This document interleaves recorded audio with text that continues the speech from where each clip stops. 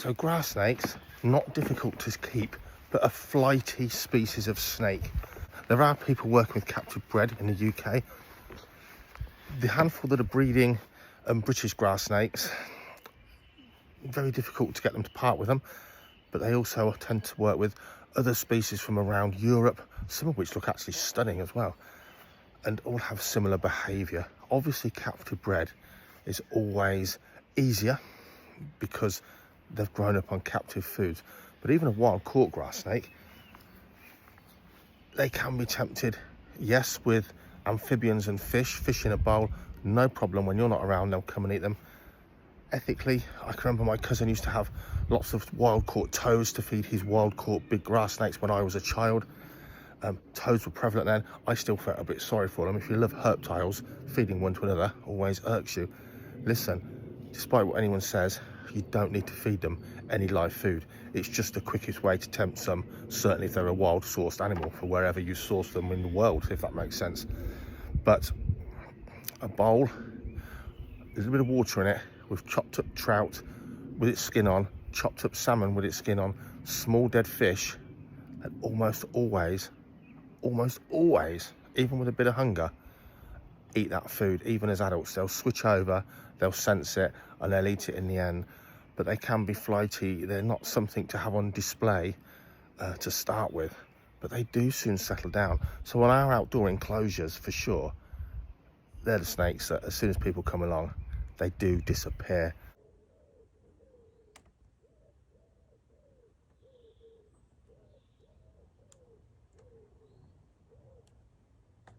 It's just a grass snaky kind of thing.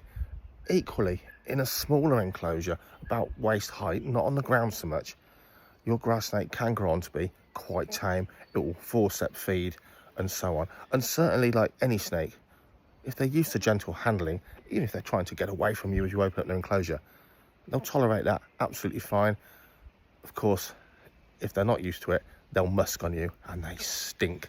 But for sure, they'll soon stop musking on you, and you won't have any problems at all with that side of it, with handling. They're a beautiful snake to handle, but they do need that gentle handling and getting used to it. Of course, go for captive bred. Of course, that's the best thing. But people sometimes get handed grass snakes that have been clipped by a mower, clipped by a car, attacked by some crows, that aren't injured to death. You know, I'll look after it. So you do need to know how to look after those animals. Quiet and peace, somewhere they can retreat to, not people around all the time. Shallow water with fresh slithers of salmon or trout, no thicker than its head, in a bit of water, maybe near some cover, plastic plants or real plants, or some little bits of bark you've put in there, somewhere they can come and go. They don't need it too hot. A basking spot of 28, absolutely fine, and down to sort of 18 in the summer, but certainly low 20s, mid 20s Celsius.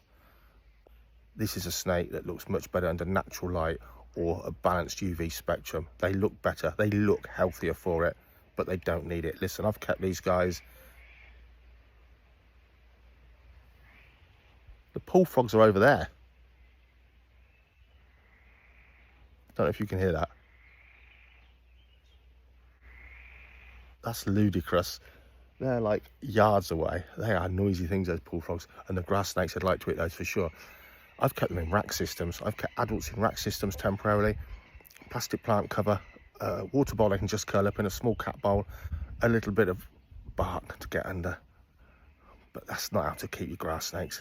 Either keep them indoors, naturalistically set up with really good lighting, not too hot, or I'll swap you around, outdoors, in enclosures, I don't know, 4 foot by 2 foot would be great for them, or something like this. Have a look.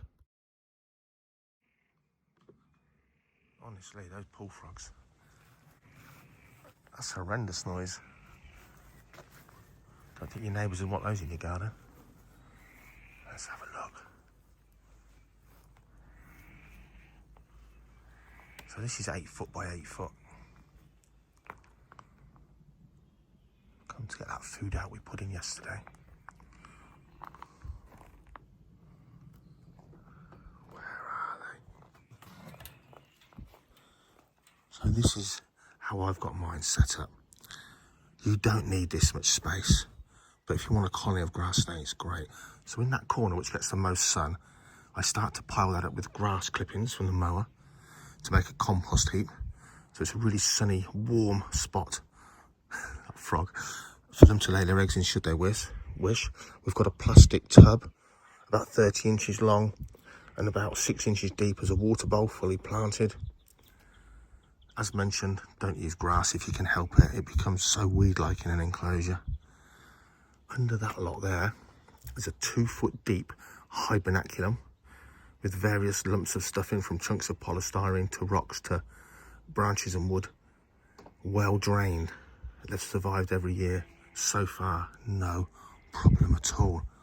But this is the best way to keep a grass snake. Probably the best way to keep most reptiles that can tolerate the UK climate for sure. It just looks, look, it looks like you're seeing them in the wild. But they are shy like that. Shyer than they would be if you kept them indoors and they were established in a fairly busy place. Once established, they'll feed out your fingers. In here, they behave like they're wild. They see you move and they just slither back under cover. If you're a herper in the UK, you'll know that adders tend to sit it out.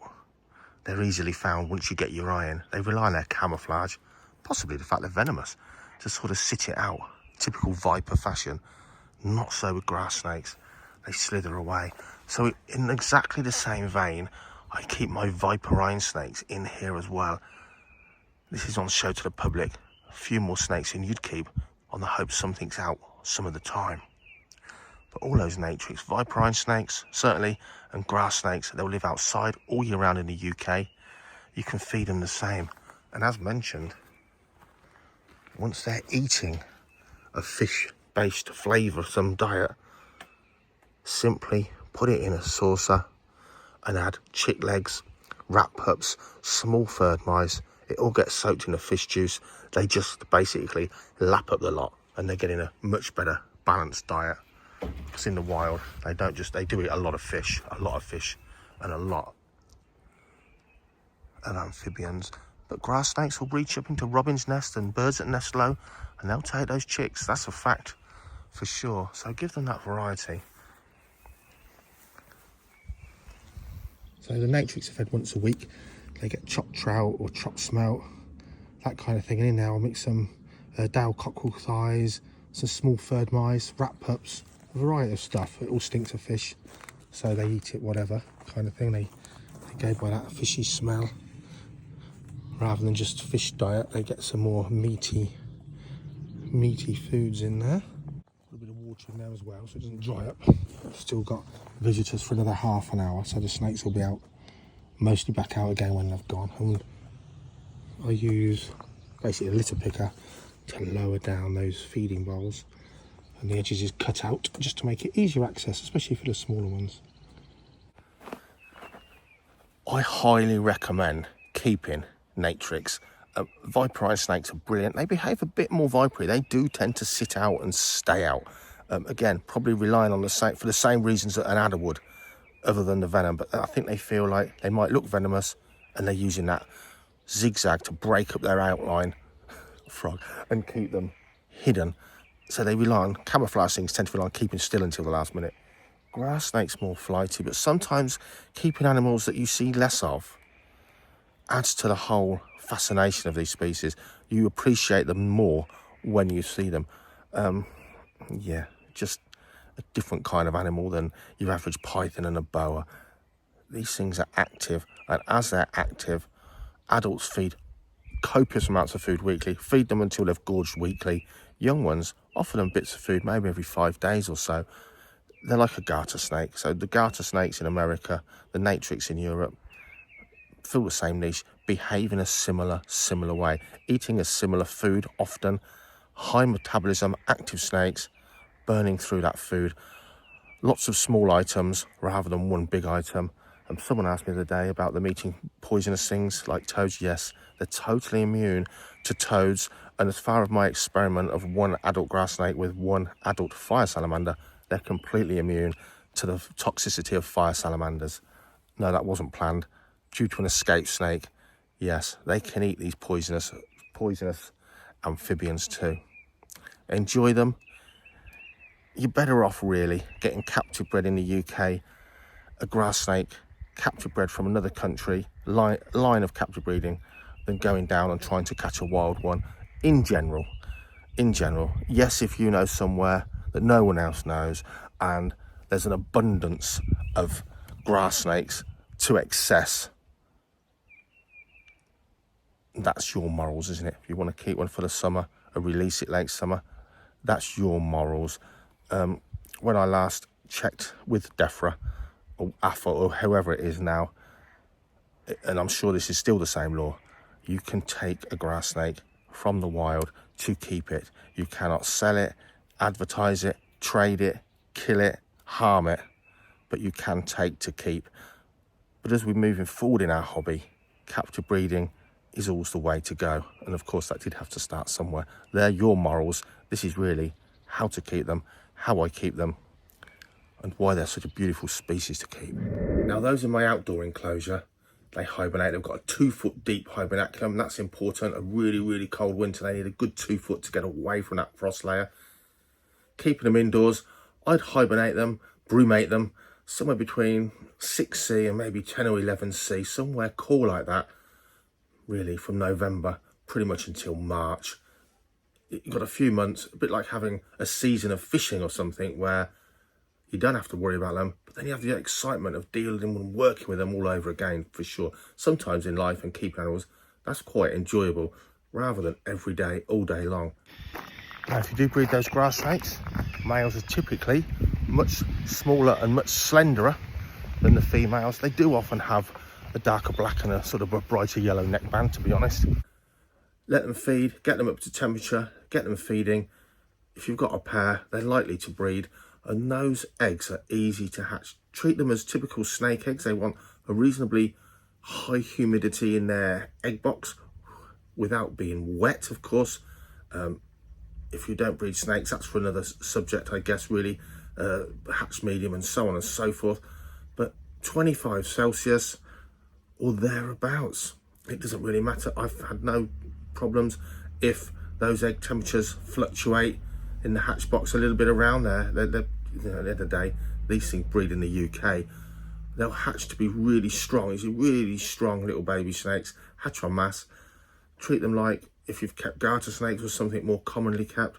But chopped trout, chopped pinky mice, even chopped worms, mixed together on a smaller saucer, a nice sort of wet slop of different things. They do seem to do quite well in groups to start them off feeding. Obviously at feeding time you might get squabbles and things, but yeah, suitably sized, chopped up bits of fish. Trout always works well. Chop up those pinkies as well, something a bit more meatier, a tiny bit more calcium, I guess, and get them on it. And as they grow, let them have that sort of 4 or 5 daily, weekly if you want, but a little bit more frequently fed for babies. I find the way these snakes are so active and the food they're eating, again, they're having sort of multiple small items in one go. So I feed them more frequently than a week for those babies. I let them get big and fat because they're going to grow. They're not going to get fat. They'll get fat and chunky, but that's all going to go into growth. And as they grow, just increase those food requirements. Hope you enjoyed the video. Please like, subscribe. It just tells YouTube that there's people out there that want to watch this kind of stuff. But highly recommend keeping any kind of NATRIX. Viperines are definitely available in the UK, captive bred, as are various species of grass snake.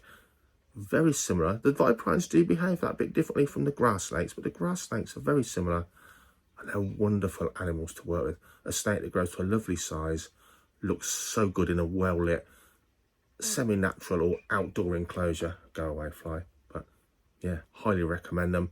Very interesting. And look at the close-up of a grass snake. It looks like almost like a dry marker. Extra kudos.